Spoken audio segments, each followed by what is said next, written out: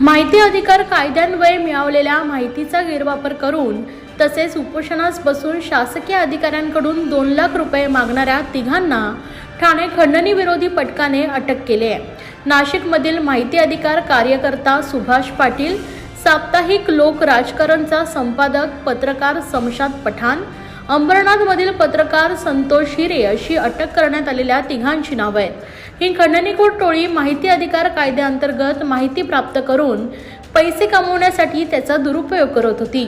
मुंबई, ठाणे, नवी मुंबई, नाशिक या परिसरातील दुय्यम निबंधक कार्यालयातील अधिकारी व कर्मचारी यांना वरिष्ठांकरवी कारवाई करण्याची भीती घालून तसेच वर्तमानपत्रात बातमी छापून कारवाईच्या मागणीसाठी आझाद मैदान मुंबई येथे उपोषणास बसून ही टोळी अधिकाऱ्यांवर दबाव निर्माण करून खंडणीची मागणी करत होती, अशी माहिती खंडणी विरोधी पथकाचे पोलीस उपायुक्त शिवराज पाटील यांनी दिले। या प्रकरणी कळवा येथील सहाय्यक दुय्यम निबंधक जयंत दामोदर झोपळे यांनी कळवा पोलीस ठाण्यात तक्रार दाखल केली होती। त्यांनी आपल्या तक्रारीत म्हटलं होतं की सदर आरोपी यांनी मिळून कळवा दुय्यम निबंधक कार्यालयात भ्रष्टाचार सुरू असल्याबाबतच्या बातम्या वृत्तपत्रात छापून बदनामी करण्याची धमकी दिली होती। तसेच झोपळे यांच्यावर निलंबनाची कारवाई करण्यात यावी याकरता संबंधित वरिष्ठ कार्यालयात तक्रार अर्ज करू अशी धमकीही देण्यात आली होती। तक्रार न करण्यासाठी या टोळीने झोपळे यांच्याकडे 2 लाख रुपये खंडणीची मागणी केली होती, परंतु झोपळे यांनी खंडणी देण्यास नकार दिल्याने या टोळीने त्यांच्या विरोधात बातम्या प्रसिद्ध केल्या। तर आझाद मैदान मुंबई येथे वेळोवेळी उपोषणास बसून 2 लाख रुपयाची खंडणीची मागणी केली। अखेर जयंत झोपळे यांनी पोलिसात तक्रार दिली। त्यानंतर ठाणे खंडणी विरोधी पथकाने संतोष हिरे यास 50 तर शमशाद पठाण यास 1 लाख रुपयांची रक्कम तक्रारदार यांच्याकडून स्वीकारताना रंगेहात अटक केली आहे। या दोघांचा तिसरा साथीदार RTI कार्यकर्ता सुभाष नबू पाटील यांस देखील खंडणी विरोधी पथकाने अटक केली असून पुढील तपास सध्या सुरू आहे।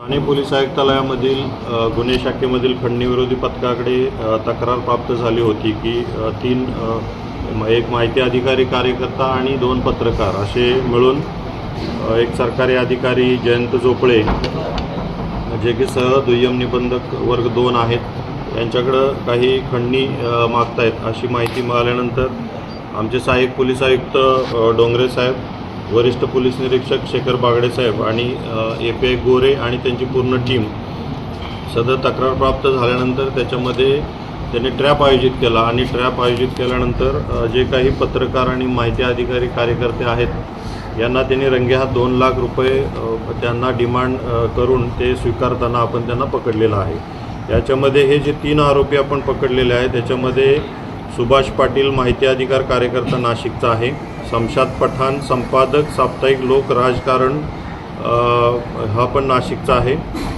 आणि संतोष हिरे म्हणून एक पत्रकार आहे साप्ताहिक नवस्फूर्ती म्हणून त्याचा आहे तो बदलापूर आपल्या ठाण्यामधला आहे। तर यांच्याकडं आपल्या सरकारी कार्यालयामध्ये जे काही भ्रष्टाचार चालू आहे हे आम्ही उघडकीस आणणार, आम्हाला एवढे पैसे द्या, 2 लाख रुपये अशी त्यांनी मागणी केली होती।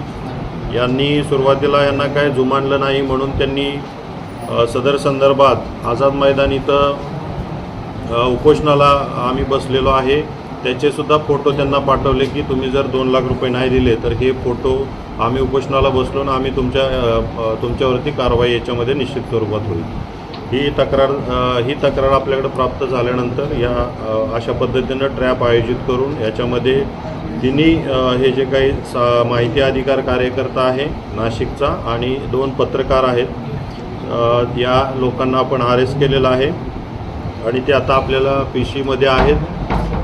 याच्यामध्ये आणखीनही तपास चालू आहे। आणखीनही काही अधिकाऱ्यांना यांनी अशा प्रकारची खंडणी मागितल्याचं समोर येत आहे। त्या तपासामध्ये आम्ही त्या अधिकाऱ्यांनाही बोलवून त्यांचे आपण जो काही पुरावा आहे तो प्राप्त करून निश्चित स्वरूपात स्ट्रॉंग स्वरूपात याच्यामध्ये चार्जशीट जाईल याची आम्ही दक्षता घेणार आहे। सर त्यांची बॅकग्राऊंड काय, त्यांच्याकडे ID वगैरे कुठला सापडला आहे का?